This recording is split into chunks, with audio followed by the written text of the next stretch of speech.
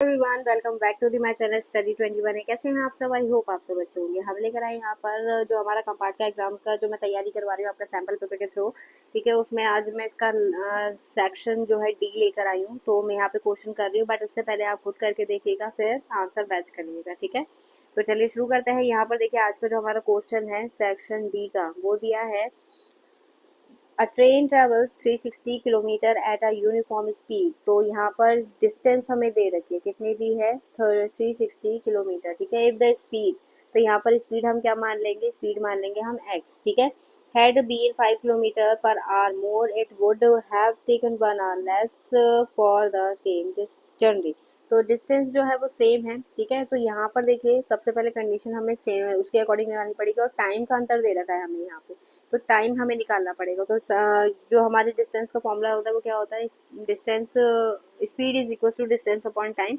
तो टाइम हम निकालेंगे, ये हो जाएगा डिस्टेंस अपॉन स्पीड। ठीक है, तो स्पीड हमने क्या मानी थी? पहली x, और दूसरी स्पीड जो होगी, जो ज़्यादा कर रहा है, तो वो हो जाएगी x+5। ठीक है, मैं शॉर्ट में बता रही हूँ, आप पूरा प्रॉपर करिएगा, न्यू स्पीड करके ऐसे करके। ठीक है, इसमें लगाएंगे हम, तो ये मान लिया हमने t1, ये होगा 360 अपॉन 5, सॉरी x। ठीक है, और यहाँ पर t2 क्या हो जाएगा? 360 अपॉन x+5। अब ओबियसली बात है, अगर ये तेज चल रही है t2 वाली, तो टाइम भी कम लेगी, तो यहाँ पर हम करेंगे t1 minus t2 is equal to 1।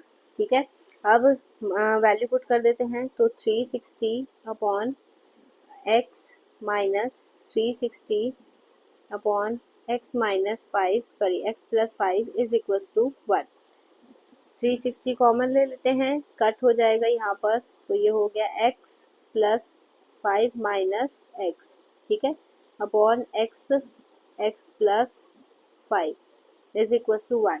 ये कैंसिल हो जाएगा, x से x मल्टीप्लाई करेंगे, तो यहाँ पर 0 0 1800 आ गया, और इधर आ जाएगा x² प्लस 5x। ठीक है, 1800 को उधर लेके जाएंगे, तो इक्वेशन बन गई plus 5x minus 1800 is equal to 0। अब इसके ऐसे फैक्टर करने हैं कि माइनस करके 5 आ जाए, बट मल्टीप्लाई करके 18। तो इसके आंसर जो है आप मुझे कमेंट सेक्शन में बताएंगे। ठीक है, जो x की वैल्यू आएगी वही हमारी स्पीड हो जाएगी। तो आप इस इक्वेशन को देखिए, इक्वेशन तो मैंने बना दी है, आप इसे सॉल्व कर लेंगे, इतनी मुझे उम्मीद है, इतना सीख लिया है आपने। चलिए बढ़ते हैं इसके नेक्स्ट क्वेश्चन पर, और इसका आंसर ज़रूर मुझे कमेंट सेक्शन में बताइएगा कि आप लोग कितना पढ़ रहे हैं, ये भी पता चले मुझे। चलिए देखिए, इसका नेक्स्ट भी सेम ऐसी है, मोटर बोट वाला। देखिए, क्वेश्चन दिया है हमें, a motor boat whose speed is 18 kilometre. Speed हमें दे रखी है in still water, take 1 hours more to go for 24 kilometre upstream then the. Upstream मतलब हो गया कि इसमें जब हम स्पीड जो है उसमें चेंज आता है। ठीक है, तो यहाँ पर अप स्ट्रीम में जो मतलब ये हो गया कि अगर पानी इस डायरेक्शन में जा रहा है, देखिए जैसे पानी इस डायरेक्शन में जा रहा है, ठीक है, तो वाटर बोट जो है वो इस डायरेक्शन में जा रही है, तो उसमें वो उसकी जो स्पीड है उसे रोकने की कोशिश करती है, तो वहां पर हम माइनस करते हैं। ठीक है, तो उस स्पीड को हमने क्या मान लिया? जो वाटर की स्पीड है, let the speed of stream, हमने स्ट्रीम की एक्स की मान ली स्पीड। ठीक है, और जो हमें स्पीड बोट की दे रखी है वो कितनी दी है? 18। तो अब इस पे कंडीशन लगानी है, तो अब स्ट्रीम जो होगी, अप स्ट्रीम बता दिया मैंने आपको। ठीक है, इसकी जो स्पीड हम मानेंगे वो मानेंगे 18 माइनस एक्स। ठीक है, और फिर इसके बाद to return downstream. Downstream मतलब हो गया कि पानी बह रहा है, ठीक है, ऐसे करके, और उसी डायरेक्शन में बोट जा रही, तो वो उसे और आगे ढकेलती है। ठीक, तो यहाँ पर हम इसमें इसकी डाउन स्ट्रीम मानेंगे 18 प्लस एक्स। ठीक है, ऐसे करके। तो फाइंड द स्ट्रीम की मतलब पानी की स्पीड मान जाननी है हमें, तो ये हो जाएगा इसमें कंडीशन क्या लगेगी? टाइम के अकॉर्डिंग, तो t1 होता है डिस्टेंस अपॉन टाइम। तो 24 किलोमीटर हमें दे रखी है डिस्टेंस। ठीक है, अपॉन पहली कंडीशन 8, क्योंकि जा रही है वो तो कम हो रही है, और t2 स्पीड, और यहाँ पर 24 अपॉन 18 प्लस 1। तो ये ज़्यादा टाइम एक्स, सॉरी, ये ज़्यादा टाइम लेगी, वो सॉरी कम टाइम लेगी, ये ज़्यादा टाइम लेगी, तो t1 minus t2 is equal to 1। ठीक है, सेम वैसी है, मैं इक्वेशन बना रही हूँ फिर से। तो यहाँ पर 24 अपॉन 18 माइनस एक्स, और यहाँ पर माइनस 24 अपॉन 18 प्लस एक्स, ठीक है, इज इक्वल टू 1। अब यहाँ पर तो हो जाएगा, ये क्रॉस मल्टीप्लाई करेंगे, 24 कॉमन ले लिया तो 18 प्लस 1 और minus 18 plus x, minus minus plus हो जाएगा, ये ध्यान रखिएगा, ठीक है।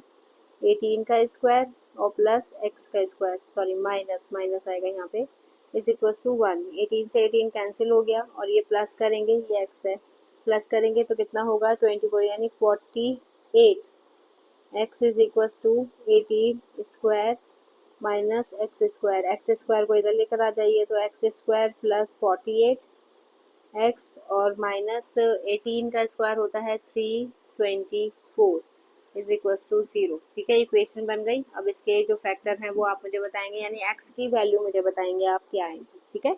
तो चलिए बढ़ते हैं इसके नेक्स्ट क्वेश्चन पर। तो नेक्स्ट क्वेश्चन हमें क्या दे रखा है, नेक्स्ट क्वेश्चन हमें दिया है, prove that the line is drawn parallel to one side of a triangle to intersect the other two sides in distinct point, the other two side are divided in the same ratio। तो आपको यहाँ पर हमें, मतलब ये जो है ना, अगर मैं कहूँ इसकी तो ये बहुत लेंथी है, ठीक। तो ये मैंने एक्चुअली करवा भी रखी है आपको, तो कंपार्ट वाले या फिर जो 10th में आप मेरे चैनल पर जाके देखेंगे, ये है आपकी बीपीटी थ्योरम, पूरी कंप्लीट मैंने प्रूव करवा रखा है, तो आप वहाँ से इसे देखिएगा, वो है पूरा, ठीक है। ये मैं आपको बता दूँ, इस पे मैं थंबनेल आप देखेंगे तो उस पर कुछ ऐसा ट्राइंगल वाला रेशियो वाला बना होगा, ठीक है, ऐसे करके कुछ, ऐसे करके कुछ बना होगा, तो आप उससे पहचान लेंगे, वो पूरी थेल्सी थ्योरम मैंने करवा रखी है, ठीक है, तो आप वहां से करिएगा।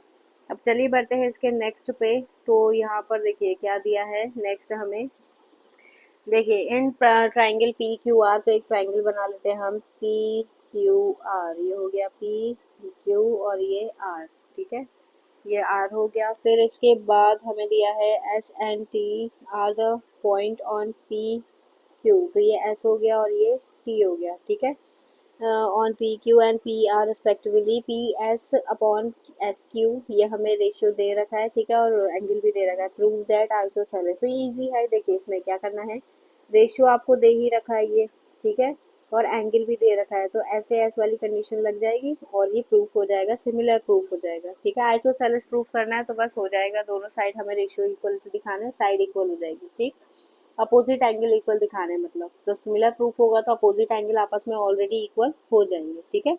तो चलिए बढ़ते हैं इसके नेक्स्ट क्वेश्चन पर। तो नेक्स्ट क्वेश्चन हमें मेडिसिन वाला दिया है, तो इसमें देख लेते हैं। अब medicine capsule is in the shape of cylindrical with two hemisphere struck, देखिए इसमें इन्होंने हिंट तो दे ही दिया हमें कि इसमें एक तो सिलेंडर, तो हम यहाँ से इसे अलग करेंगे, ठीक है, ये हेमिस्फीयर और सिलेंडर अलग हो गया। जब आप इसे अलग करेंगे तो इसका डायमीटर जो है, इसकी हाइट में, टोटल हाइट में से माइनस करना, तो ये कितना बचेगा यहाँ पर 9। एक्चुअली ये वाला भी मैंने करवा रखा है, ठीक है, तो जो मैंने क्वेश्चन करवा रखे हैं वो मैं इस पर नहीं करवा रही, आप उस पर से जाके देख सकते हैं, सब मैंने क्वेश्चन करवा रखे हैं, और ये कैप्सूल और गुलाब जामुन दोनों वाले करवा रखे हैं, ठीक है। तो ये दोनों आपको चैनल पर मिल जाएंगे, आप वहां से ढूंढ लीजिएगा, बहुत ढेर सारे क्वेश्चन मैंने करवा रखे हैं, वहां से आप आराम से देख सकते हैं, ठीक है।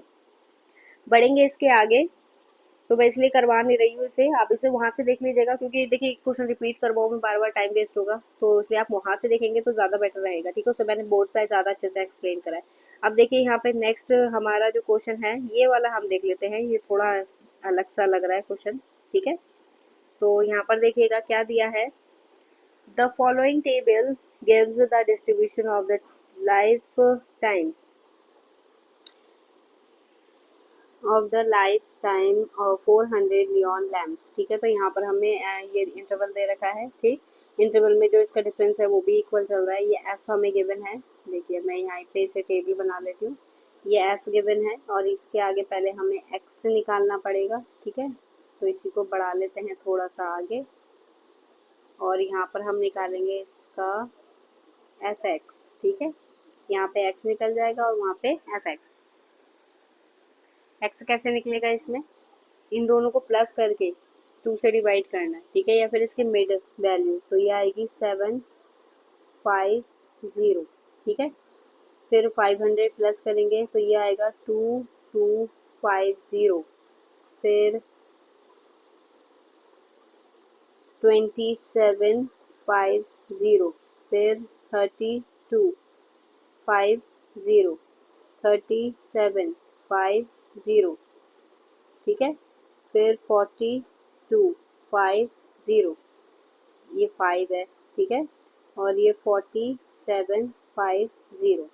अब इन सबको प्लस करना है, फिर डिवाइड करना है, तो आप यहाँ पे देखिए मल्टीप्लाई करके यहाँ पे लिखिएगा, ठीक है, और फिर इसका जो आंसर है सबका यहाँ पे सम आएगा, यानी सिग्मा एफ एक्स करके देखिएगा आप लोग, ठीक है, और ये आएगा सिग्मा एफ, प्लस करिएगा और उसके बाद इसे फॉर्मूले में रखिएगा, इसमें sigma F x upon sigma F, इसमें रखकर इसका आंसर आ जाएगा, ठीक है।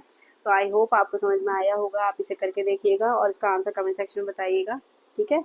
अब इसके आगे जो आएगा नेक्स्ट, मैं केस स्टडी सॉल्व करूंगी इसी पेपर की तीनों, तो आप पहले इन क्वेश्चंस को सॉल्व करके मुझे बताइएगा कि आपके कंप्लीट समझ में आ गए हैं, और फिर इसके आगे बढ़ेंगे हम इसके केस स्टडी पे। तो चलिए मिलेंगे अब इससे नेक्स्ट वीडियो में नए क्वेश्चन के साथ, तब तक के लिए धन्यवाद।